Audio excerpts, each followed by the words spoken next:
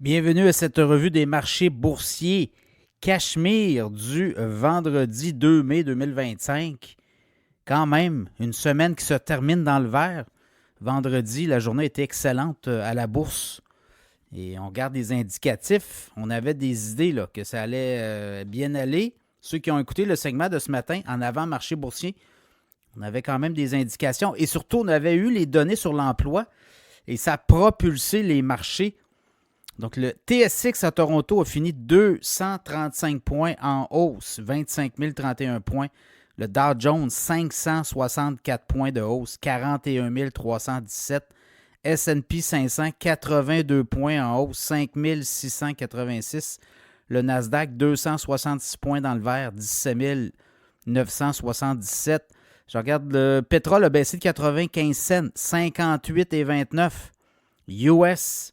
Ensuite de ça, je regarde le Bitcoin a progressé. On est allé chercher les 97 800 au cours de la journée. Là, on est à 96 977, hausse de 481 $. Et l'once d'or a monté de 30 cents, 3239,60 l'once d'or. Quand même une semaine. Quand vous regardez la semaine à l'or, les marchés ont monté, donc il y a eu un retrait là. On était quand même assez plus haut que ça. On est revenu plus haut dans la journée, mais quand même. Donc, voilà, ce qui s'est passé, c'est l'emploi. L'emploi aux États-Unis. On a des très bons chiffres de création d'emplois. 177 000 emplois qui ont été créés au mois d'avril. On attendait 133 000. Et là, ça a comme dissipé les craintes que l'économie américaine s'en allait en récession. Là, ce qu'on voit plutôt, c'est peut-être un premier trimestre qui est un petit peu plus difficile. Mais, somme toute, on a quand même commandé beaucoup de stocks à la fin de 2024 en prévision des tarifs. Et c'est ce qu'on comprend, parce que si l'emploi était vraiment mauvais, ben là, on serait en récession, vous comprenez, mais là, il se crée quand même plus d'emplois qu'attendu. Donc, on pense que là, aussi, l'embellie, la Chine qui dit oui, on va négocier, le Japon, l'Inde, la Corée du Sud, là, il y a de plus en plus de pays qui disent oui, on comprend, le ton a changé, là.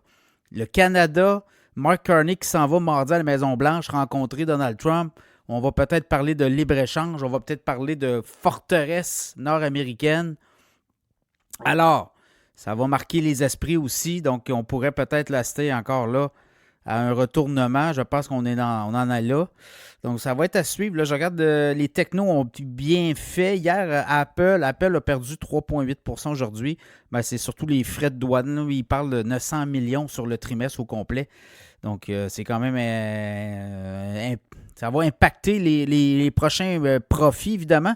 Mais Apple est capable de repasser ça. Là. Il est capable espèce de compresser ses dépenses puis refiler peut-être la facture à sa clientèle, on va le voir. Amazon n'a pas profité, là, mais quand même des très bons chiffres pour Amazon, donc c'est un titre qui pourrait rebondir. Duolingo, 21 %. Tech2 Interactive, la maison mère de Rockstar Games, notamment Grand Theft Auto. On attendait la version 6 de ce jeu-là, vidéo très attendu. On l'attendait pour là, à l'automne. Finalement, on reporte ça en mai 2026. Donc, l'action a perdu 6,6 %. Donc, voilà, quand même, très bonne journée à la bourse.